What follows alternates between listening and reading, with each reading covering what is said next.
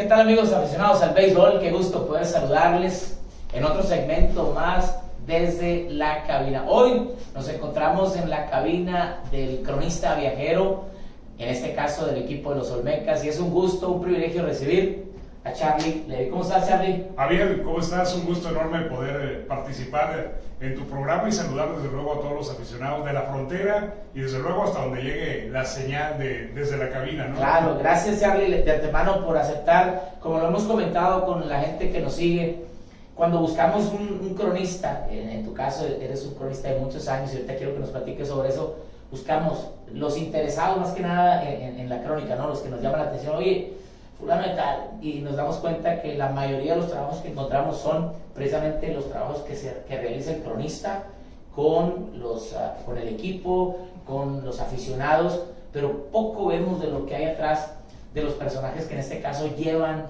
las emociones del rey de los deportes. Charlie, pues agradecerte una vez más y me gustaría empezar. Claro. Tu nombre completo. ¿Cuál es tu nombre completo? Bueno, mi nombre completo es Carlos Eduardo Lezama Villamil. Ahí está. Y te platico brevemente por qué Charlie Levy. Dale, adelante. Es una anécdota. Cuando escribía yo en un diario local allá en Villahermosa, el nombre yo ponía como Carlos Lezama, ¿no? Ni siquiera ponía Eduardo. Pero un día no faltó el reclamo de mi señora madre y me dijo que faltaba su apellido, ¿no? Entonces, obviamente, yo cuando fui con la gente de redacción me dijo, no se pueden poner los dos apellidos. No puede ser Carlos Lezama Villamil. Ok, está bien. Entonces, cuando le mandé la siguiente nota, firmé por Lezama Villamil. Y me dice, también es inapropiado, no se puede los dos apellidos, tienes que tener un nombre y un apellido. Entonces, por último, ya en una situación de recuerdo, cuando vivía yo en la Ciudad de México, había una familia estadounidense en el mismo condominio y me empezaron a llamar Charlie, ¿no? Y entonces ya finalmente para conjugar eso le puse los dos, la conjugación de los dos apellidos. Excelente. Entonces salió Levy y entonces ya Charlie Levy. Entonces maté a Carlos Lezama, ¿no? Okay. Como quien dice. Nació un personaje y creo que es un nombre que ha sido muy conocido en este ámbito. Háblame de la infancia, de dónde eres, en dónde naciste, qué recuerdos te trae la infancia, Charlie. Bueno, la infancia siempre va a estar ligada al rey de los deportes, ¿no? Al béisbol. Yo creo que si no tuvieras esa base, a final de cuentas no llegarías a ser comentarista ni de deportes y mucho menos concretamente de béisbol, que es un deporte muy especializado, ¿no? De repente no cualquier persona se puede meter a narrar béisbol. No es que demerite a las otras actividades deportivas, pero me parece que ser especialista de béisbol es algo muy, muy concreto, es algo muy, muy serio, ¿no? Entonces yo le tengo mucho respeto. No es que yo no pueda hablar de soccer, pero al final de cuentas yo me siento más especialista en béisbol, ¿no? Entonces mi infancia en Villahermosa, Tabasco, de donde soy oriundo, pues fue ligada siempre al béisbol. Mi papá trabajaba en el estadio de béisbol profesional. Antes había Liga Tabasqueña, de manera posterior llegó la Liga Mexicana con los efímeros Cardenales de 1975, que por cierto fueron los tecolotes de 1976 y los campeones de 1977 en este mismo escenario, ¿no? Y 89 también, porque sí. esa franquicia se quedó hasta el 2003. Así es. Entonces siempre la historia del béisbol de Tabasco con Nuevo Laredo ha estado muy ligada. Hay cosas muy que se entrelazan, ¿no?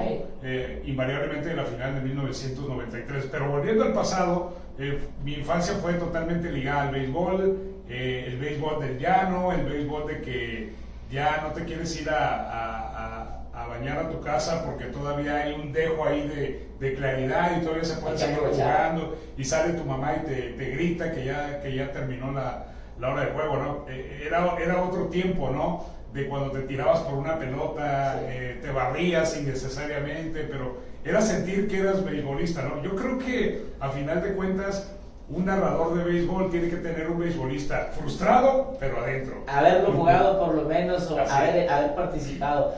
Oye, entonces tu papá trabajaba en el que ahora conocemos o conocimos, porque ya no está otra parte, el Centenario 27. En efecto, fíjate que era una situación ligada a que don Julián Mansur, que en paz descanse, era el dueño de los plataneros de Tabasco. Entonces mi papá trabajaba en su empresa abarrotera y buscaba ganarse un extra, como dicen los americanos, un part-time, un extra, yendo a trabajar al juego de pelota. Entonces obviamente yo tenía el acceso gratuito y eso pues me facilitaba estar desde temprano y en casi todos los partidos del equipo Plataneros en el estadio, ¿no? Entonces yo creo que es una parte fundamental en mi formación, porque a lo mejor y los destinos me llevan a otros ámbitos y probablemente sí me interesara el béisbol, pero no al nivel de estar todos los días en un escenario, ¿no? Como un jornalista del béisbol, ¿no? Para participar diario, como es tu caso.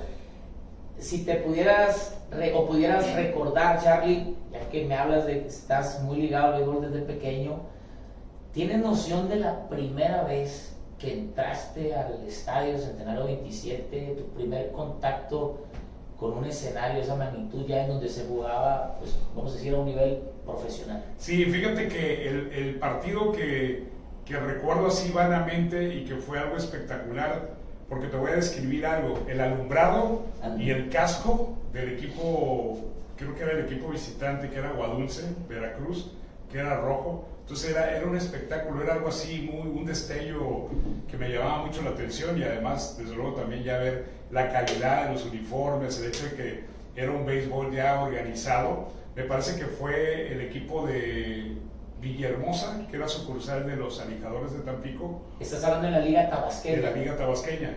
Y el equipo de Aguadulce, los Rojos de Aguadulce, Veracruz. O eran Petroleros, no recuerdo, pero eran rojos y los manejaba Jorge Calvo. Entonces yo recuerdo que ese fue el primer partido así que yo volteé a ver al terreno y vi la espectacularidad del béisbol organizado, ¿no? La mayoría coincidimos en eso, ¿no? Recordamos el alumbrado, los uniformes, el terreno de juego. ¿Y crees que ahí sucedió alguna magia, algo se conectó contigo a través del espectáculo del Rey de los Deportes? Yo creo que sí se confirmó, definitivamente, porque yo jugaba béisbol, no llegué a jugar en ligas organizadas, béisbol infantil, porque todavía como que eso no se daba tan fuerte, ¿no? Todavía no estaba en el escenario de la ciudad. Sí había equipitos y todo, pero era otra dimensión poder jugar ahí, ¿no? Pertenecías a sindicatos petroleros, entonces de repente, como tú no estabas en ese grupo social, pues solamente jugabas en el llano, ¿no? Y con los equipos improvisados. Pero yo creo que sí fue el clic eso, ¿no? A final de cuentas, ver esa espectacularidad que te demuestra un estadio, la atmósfera que disfrutas, y dices, esto es inigualable, ¿no? Definitivamente coincidimos, es increíble cuando entras, ves el sonido del bat, el sonido del mascoteo. Ahora, Charlie, como aficionado niño a la Liga Tabasqueña, después llega el equipo de Tabasco, ya a la Liga Mexicana. ¿Cómo era el nombre de los Cardenales? Sí, fue un equipo que solamente duró un año, venía proveniente del equipo de Yucatán, desaparecieron los Leones. Buena parte de esos miembros del equipo yucateco llegaron a Tabasco, algunos no, y bueno, se anuncia que van los Cardenales de Tabasco. Para eso pues prácticamente yo tenía escaso 8 años, y bueno, a final de cuentas sí me tocó ver algunos partidos ahí de los Cardenales. Obviamente ya estarás de acuerdo que ya con la llegada de un equipo profesional pues hay ciertas restricciones y sus compromisos escolares son otros, entonces ya no te podías desvelar tanto, ¿no? Oye, se va el béisbol de Villahermosa, precisamente quizá en Villahermosa se lloró la ausencia, o a lo mejor había sido muy poca la participación de un equipo de Liga Mexicana. Por supuesto, acá en Nuevo Laredo se recibió con mucho gusto esa franquicia. ¿Recuerdas cuándo llegó otra vez o otra franquicia perteneciente a la Liga Mexicana? Sí, fue inmediato. De hecho, cuando se van los Cardenales de Tabasco era porque a final de cuentas el empresario no era tabasqueño, ¿no? Entonces, una vez que se anuncia que los Cardenales se vienen a Nuevo Laredo, se vienen a la frontera, inmediatamente un grupo de empresarios, inclusive el licenciado Jesús Civilla Zurita, que era prácticamente socio del equipo y que le gustaba mucho, bueno, socio del equipo que llegó, pero gran aficionado al béisbol, él comentó, recuerdo que dijo en la radio, no, pronto tendremos otra franquicia de Liga Mexicana, y eso fue muy rápido porque únicamente hubo ese intervalo de 1976, y en 1977 los Bravos de Reynosa, no Broncos, Bravos de Reynosa, venden la franquicia comprada por empresarios tabasqueños. El señor Guillermo Sevilla de Paraíso, él compra el equipo para 1977, y ya para 1978 ya se queda solo como directivo don Julián Mansur. ¿Cómo se llama? Bravos de Reynosa se vienen y forman parte, y ¿cómo llegan? Se convierten en Plataneros de Tabasco. Los Plataneros de Tabasco. Plataneros de Tabasco, y hasta 1984 son Plataneros. Después Humberto Bonavista Tapia se convierte en accionista principal del equipo y opta por cambiarles el nombre, misma franquicia, a Ganaderos de Tabasco. Y para 1989 don Beto ya sale de la organización, vende el equipo a un grupo de empresarios que bueno, estaban ligados a la administración de Salvador Neme Castillo, gobernador en ese momento, y ya nombran a un nuevo consejo directivo, y ahí aparecen los Olmecas en 1990, ya con el licenciado Carlos Elías Dagduc y el licenciado Diego Rosique Palavicini, que son los directivos que están prácticamente en la directiva cuando el equipo es campeón en 1993. ¿Cómo tomó, Charlie, la gente el cambio de Plataneros, después Granaderos y después Olmecas? ¿Tienes alguna noción de más o menos cómo tomó el cambio la afición allá en Tabasco? Bueno, a la gente, pues de alguna manera no le importaba tanto el mote de guerra. Lo que ellos querían seguir disfrutando era del béisbol. Probablemente sí escuché decir a mucha gente, ¿no? Que pues qué bueno que ya no eran Ganaderos, porque lamentablemente el equipo no había tenido la oportunidad de llegar a ninguna postemporada. Y mira que don Beto Tapia de los Ganaderos hizo tremendas contrataciones como Steve Howe, como Darrell Thomas, como Nelson Simmons, peloteros de gran cartel, y a final de cuentas pues no pudo obtener nunca el pase a los juegos de playoff, que para don Beto, conociéndolo, que es gran amigo de nosotros, de Diosco, de Irán, en lo personal, pues habría sido una situación de locura para don Beto, ¿no? Que él disfruta todavía el béisbol con gran intensidad. Entonces, los Plataneros del 79 con don Julián Mansur sí llegaron a una serie de playoff, pero les tocó un hueso difícil de roer, como eran los Ángeles de Puebla, que ese año fueron campeones. Y Tabasco no regresa a los playoffs de 1979 hasta 1993. Cuando se gana la final. Cuando se gana la final, exactamente. Increíble. Ahora, Charlie, ¿en qué momento empieza a nacer en ti el deseo por transmitir lo que sucede en un terreno de juego? ¿Tienes el recuerdo cuando empezó a despertarse en ti el deseo de narrar los partidos, de participar en la crónica? Sí, claro. Fíjate que fue algo muy peculiar, porque no estaba yo en ese momento ligado al béisbol. Fíjate que estaba haciendo unas prácticas profesionales en centro vacacional en Tlaxcala. Yo estaba enfocado a hacer una carrera dentro del turismo, dentro de la hotelería. Entonces el destino me llevó a un centro vacacional del IMSS en 1986, año del Mundial de Fútbol.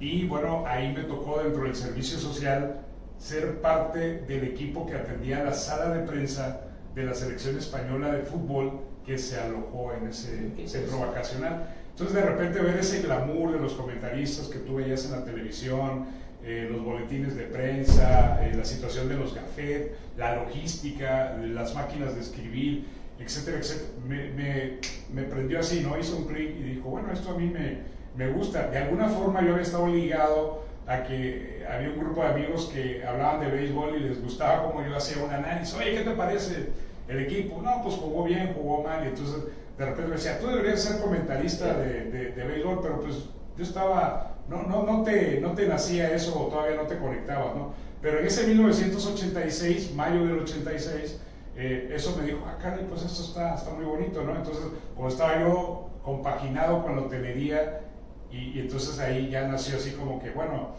en mis tiempos libres puedo hacer algo, ¿no? Y ya definitivamente lo que ya me dio un empujón a este rubro fue que, estando como hotelero en 1987, los Ganaderos de Beto Tapia habían jugado un partido, muy al estilo acá cuando el West Martin Field, el Veterans Fields, había un partido de la serie del centenario, se llevaban un partido a Cárdenas. Cárdenas está a escasos 50 minutos, un estadio que se llama Emilio Ruiz Ross. Entonces muchos equipos con esa logística, había un hotel muy bueno, voy a meter el gol porque ya no existe, el Hotel Tlahuasco, Entonces era un hotel muy bonito, cómodo, con piscina en medio. Entonces era como un paraíso en medio de todo, ¿no? Y a final de cuentas, muchos equipos como Sultanes, como Tigres, en ese momento cuando yo trabajaba en ese hotel se hospedaron ahí. Entonces ahí platicando y viendo el glamour otra vez del béisbol, ya el insight de cómo era una gira de un equipo, pues dije, ¿sabes qué? Voy a probar fortuna, ¿no? Entonces me acuerdo que Domingo Rivera, coach de los Tigres, en un momento me dijo, no, adelante, si tú tienes, si te gusta, inténtalo, dale. Y él era el coach de los Tigres en aquel entonces, estoy hablando de 1987, y era el gerente de viaje. Entonces yo como gerente de división cuartos y él como gerente de viajes, pues teníamos que tener ahí comunicación inmediata, ¿no? Entonces yo creo que eso fue así lo que me empujó, y en la primera oportunidad dejé la hotelería y ya empecé a picar piedra en los medios de comunicación. El conocimiento sobre el béisbol lo tenías, lo conocías, ¿no? Sí, porque, válgase la expresión, es algo que se mama en la familia, porque mi familia siempre ha estado ligada al béisbol. Tengo un tío, Carlos de Sam, homónimo, que tuvo la oportunidad de estar en Pastejé con la Escuela de los Tigres, antes de que fuera la Escuela Nacional de Béisbol. Era ahí donde los Tigres reclutaban el talento, y estuvo bajo la batuta de Memo Garibay. Por razones del destino, pues no llegó a ser profesional, pero siempre pues me decía cómo se agarraba una pelota, criticaba una jugada cuando íbamos al estadio. Entonces vas absorbiendo todo eso, ¿no? Oye, en el 87 empiezas a buscar ese nuevo horizonte. ¿Oías alguien en la crónica en aquel entonces? No, a todos. ¿Sí? A todos. Yo te puedo decir que soy una especie de, ¿cómo le llaman? Clon o formación de toda la gente de la vieja guardia que absorbí, ¿no? Entonces no quiero dejar a nadie fuera, pero es Enrique Kerlegan, Juan Bené, Sergio Morales Ortiz, Jorge Blanco, el mulato de Córdoba. Digo, no quiero dejar a nadie fuera, pero Chucho Lozano, nuestro gran amigo Chuy Franco García, que ya tuvimos oportunidad de saludar. Entonces, todos ellos, incluyendo Mago Septién, Sonia Alarcón, toda esa gente de la capital del país, el propio Tommy Morales, que se dedicaba más a escribir columnas, pero cuando hablaba en televisión, pues también tenía su estilo y te transmitía mucho, ¿no? Era un deleite, ¿no? Escuchar a esta vieja escuela de la que mencionas. Así es. Hacían que los juegos a través de la radio, que era lo único, muy poco había la televisión, salvo en algunas finales o en algunas ciudades como México. Pero, ¿qué representa para ti el haber escuchado y te consideras también sido formado por esa gente de la vieja escuela, que tenían una manera, un estilo, pero también muy profesional y muy respetuoso siempre del público, de la afición? Sí, siempre muy respetuoso, siempre muy cabales en sus comentarios. De repente no quiere decir, es el mundo que vivimos, ¿no? Hay comentarios de cierta forma irreverentes, ¿no? Sí. Me parece, pero para mí es esa transición de que absorbiste lo de las grandes voces, de los grandes comentaristas que sí sabían mucho de béisbol, y que te formas y dices, bueno, pues yo quiero ser como ellos, ¿no? Entonces, de repente tú tienes un poco de cada uno, ¿no? A final de cuentas, al principio dicen, mira, ese novato copia tal frase de tal, pero no importa, él se está formando, algún día la va a dejar de decir. Tendrá su propio estilo, ¿no? Así es, entonces no hay que criticar eso, ¿no? Yo creo que todos en su momento cuando iniciamos, pues jalamos ciertas palabras o ciertas frases, ¿no? Que yo cuando las hago, a final de cuentas, me gusta citar de quién es, ¿no? Sí, entonces estoy dejando a alguien dejando fuera de este comentario, alguien de que muchas frases digo, ¿no? Por ejemplo, Óscar el Rápido Esquivel, ¿no? Con esas de la antesala del infierno, son formidables, ¿no? Entonces, son maestros de la crónica a través de los años, y yo me siento muy orgulloso de ser esa parte de transición, ¿no? Hoy día hay un béisbol más moderno. Ayer estaba viendo un juego de Grandes Ligas y de repente pues a mí me parece muy tedioso, ¿no? Me parece muy tedioso porque te llenan de estadísticas, y al final de cuentas no terminas yo creo que la gente quiere recordar un poco más cosas, más anécdotas, y sí, estar en el juego, los picheos, que el comentarista también le haga al manager, porque eso es inevitable, ¿no? Sí. En un momento dado, pero sí como que de repente la modernidad te tira el montón de información y tú se la quieres digerir al público, ¿no? Entonces, me parece que eso de repente llega a ser un poquito tedioso. Te tocó la época en donde la mayoría, quizá el 95% de las transmisiones eran por radio. Sí. Lograbas percibir la emoción, llegaste, ahora eres un cronista de muchos años ya, pero podías percibir, te llegaste a emocionar con las crónicas de estos personajes a los que mencionas. Claro que sí, mira, no recuerdo el nombre del narrador de la serie final del 75 de Alijadores contra el equipo de Córdoba, Okay. pero a mí el narrador de los Alijadores me transportaba porque decía, ahí está el pánuco atrás, y ahí va un barco ahorita, ¿no? Y ya va a pasar el tren y todo, ¿te acuerdas, no? Entonces, ¿te acuerdas de aquella frase publicitaria que manejaron precisamente en los 80s de lo vi en la radio? Bueno, en ocasiones mucha gente no tiene ahora el smartphone para ver el juego y un canal de televisión no los transmite. Entonces opta por la radio. Entonces ellos ven el juego a través de la radio. Entonces, si tú eres un narrador que se concreta otras cosas y no describes lo que hay en el campo, pues yo creo que lo van a ver a medias, ¿no? Sí, exactamente. Sí. No estás haciendo bien la chamba. Oye, qué emocionante es escuchar todo esto, Charlie. ¿Cómo se da tu entrada ya? Empiezas a buscar este nuevo horizonte. ¿Cómo se da la entrada y a qué equipo logras entrar? Siendo un tabasqueño, estás en la Ciudad de México.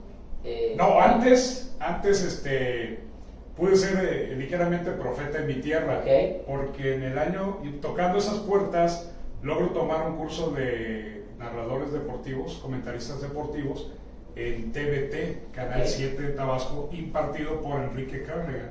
Entonces, ahí en ese grupo de amigos surgió mucho talento, amigos de básquetbol, de motonáutica, de box.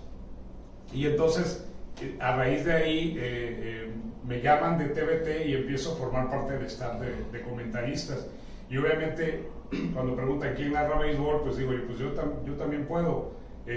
Y ya me pusieron con los Ganaderos de Tabasco, aquella campaña de 1989, que fue la campaña más cercana que estuvo Beto Tapia y su equipo Ganaderos de alcanzar unos playoffs. Entonces, con el Diablo Montoya, que ¿participaste ahí en los comentarios o en la crónica directamente? En la crónica ya, en la crónica directamente ya, inclusive nos mandaron a esa gira a Campeche y a Yucatán, a Ángel Guzmán y a mí, un amigo que lamentablemente acaba de fallecer hace un mes, quizás un poquito más, Ángel Guzmán León, y nos fuimos a Campeche y nos fuimos a Yucatán, y esa gira, creo que de esos 6 partidos Ganaderos solamente ganó uno, y necesitaban tener mejores resultados, y ahí prácticamente se marcó la eliminación de ese equipo, ¿no?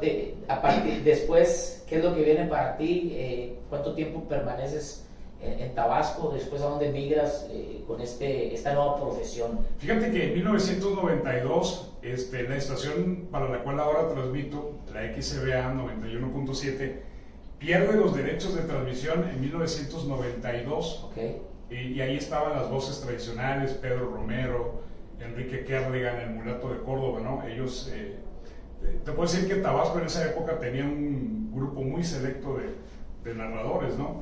Y entonces pierde la estación los derechos y entra una estación que se llama Radio Villa, 1992, y me llaman para conformar el staff. De manera previa, en ese enero 1992 había participado en un curso para narradores de béisbol impartido por Juan Bené en Mérida, un evento que duró como 15 días, y obviamente viene Juan Bené a Villahermosa, lo llevamos ahí, lo invitamos a Villahermosa, le gustaba mucho viajar y conocer plazas, y ahí se le presentó a la directiva de los Olmecas de Tabasco, y en ese momento en el Hotel Ritz le dice a don Diego Rosique: usted debe contratar a este muchacho le va a ayudar en la crónica, porque andaban buscando narradores para la nueva estación. Entonces, ese 1992 me toca estar Con los Olmecas no fue una buena campaña, Rudy Sandoval empezó manejando, terminó Raúl Castillo, y al año siguiente, pues ya en 1993, una buena temporada. Curiosamente, la mejor de todas las que ha tenido Tabasco, ¿no? Históricamente en la obtención de resultados. Y curiosamente, 1993 y 1992 son las dos temporadas únicamente que ha narrado esa estación del radio, Radio Villa. Okay. Sí, ya después vinieron otras, ¿no? Entonces, ¿Y cuánto tiempo te mantienes en Tabasco? Después sabemos que estuviste también en otra organización. Vino la etapa de los Tigres, 1993. En el 94 me mantengo haciendo un programa de televisión por cable que se llamaba El Show de Béisbol, que patrocinaba Conocida Cervecera, y así me la llevé, ¿no? Y para 1995, curiosamente, llega tu amigo Jaime Francisco Cortés, sí. a quien yo le agradezco mucho y le mando muchos saludos, y me saluda en las tribunas, él narrando cronista viajero, siendo cronista viajero para los Diablos Rojos del México, y me ve en las tribunas y me dice, ¿qué estás haciendo? No, le digo, no estoy haciendo nada, vine a ver el juego de béisbol.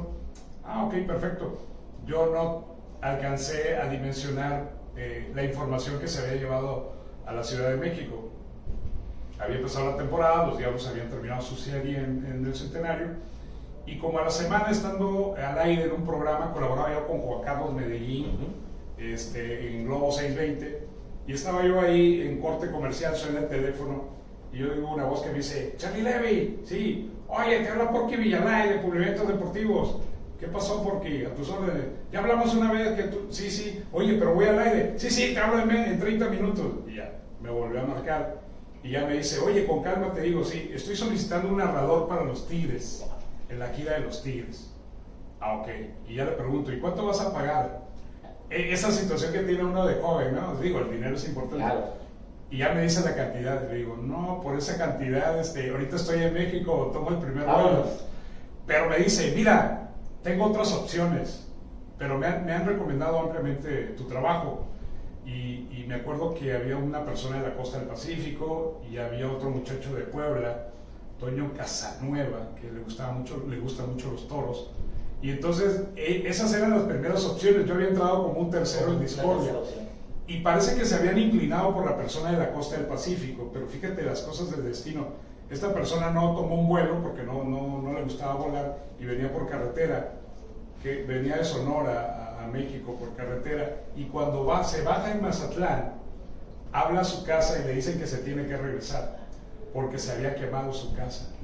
Entonces de Mazatlán se regresa a Sonora.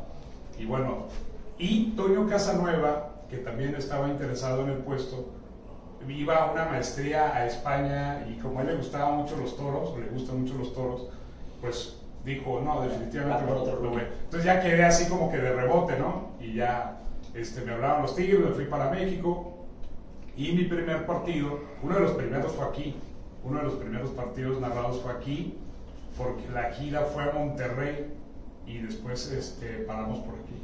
En ese cambio múltiple de tecolotes con Tigres te tocó en el 95. Fue la primera temporada. Sí.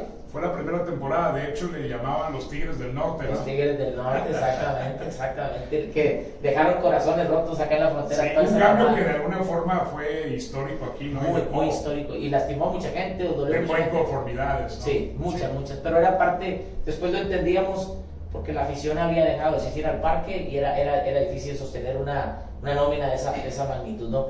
Charlie, ¿cuánto tiempo estás en Tigres? Vamos a la recta final. Del 95 al 2002, cuando se fueron a Puebla. ¿Participabas en gira y en casa también? Las giras eran ahora sí que de ley, y los juegos en casa, Publiventos obtenía los derechos para los juegos de playoff, serie final. Ok, entonces cuando estabas en casa, no estabas prácticamente... No, iba al Parque del Seguro Social y observaba nada más los partidos. ¿Terminas con Tigres tu tiempo? Ya no me diría el Choco, ya no me hallé en Puebla, okay. Y ya es donde decido ir a Estados Unidos, en el 2002.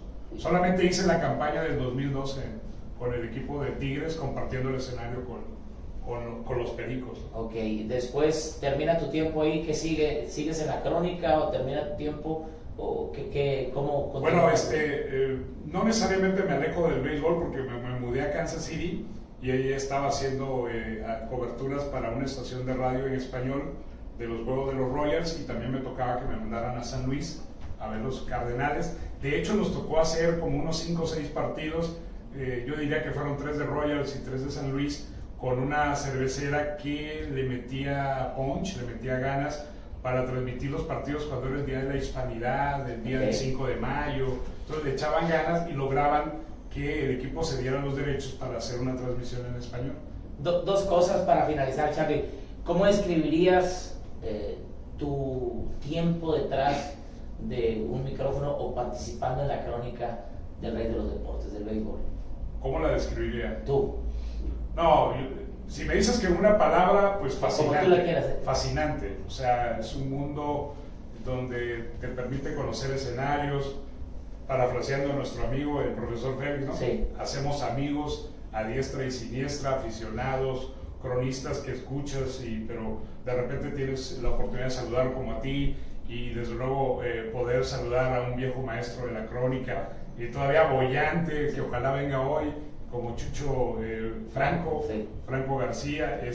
Entonces el béisbol es para ser amigos, parafraseando a nuestro amigo el profesor Félix, y es fascinante, ¿no? Me emociona escucharte, y me gustaría que termináramos esto, Charlie, agradeciéndote, por supuesto. Hay gente que tiene ese deseo de narrar, de participar en una crónica en televisión, en radio, y quizá algunos son jóvenes, quizá algunos ya no tan jóvenes. Escuché el caso de un cronista que dejó inclusive su carrera o su profesión para tocar puertas y buscar. ¿Qué le dirías a esa gente que tienen el sueño, el deseo de llegar a narrar este hermoso deporte como lo es el béisbol? Fíjate que hoy la ventaja de las redes sociales es algo que no teníamos con antelación.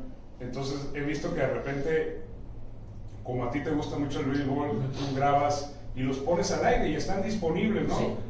Probablemente no tengas la mejor toma del juego porque pues, tendrías que tener un stand de transmisiones, sí, y eso. Pero el audio es importante, ¿no? Entonces yo creo que eso camina, eso avanza. Y hoy día, por ejemplo, hay muchos amigos, muchos jóvenes que quieren llegar a cadenas como ESPN, como a Fox, y tienen la ventaja de que si no lo reciben o no les dan un casting, pues pueden grabar lo que saben hacer y ponerlo al aire, y creo que les estarán llamando de manera inmediata si son formidables, ¿no? Entonces hay muchos casos como ese, ¿no? Entonces esa desventaja la teníamos nosotros, que tenías que ir a hablar con el director, con el gerente de producción, y si quería te atendía, y si no, pues hasta que hubiese la oportunidad. Pero yo creo que es de seguir persistiendo. Okay. Eso me queda claro.